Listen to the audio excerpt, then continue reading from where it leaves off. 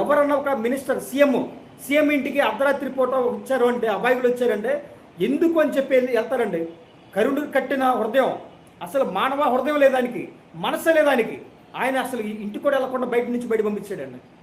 తెల్లారు వెళ్ళారు, తెల్లారు కూడా కలవాల. అది చంద్రబాబు నైజాం. చంద్రబాబు నాయుడు డబ్బున్నవాడంటే పరిగెత్తుకుంటూ వెళ్తాడు, వాడితో అవసరం ఉందంటే ఇంకా పరిగెత్తుకుంటూ వెళ్తాడు, అవసరం లేదంటే దేకను కూడా దేకడు.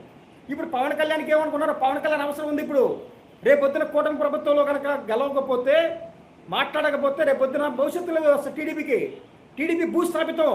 అసలు ఇప్పుడే భూస్థాపితం అయిపోయేది. పవన్ కళ్యాణ్ వెళ్ళి ఆ జనసేన భూస్థాపితం చేసుకొని టీడీపీకి సపోర్ట్ చేశాడు. మరి ఆయన తెలివి అనుకోవాలో అతి తెలివి అనుకోవాలో, మరి ఎక్కడికి వెళ్తే ఏ మతంకి వెళ్తే ఆ మతం గెటప్ వేసుకొని పిచ్చిగా మాట్లాడుతున్నాడు.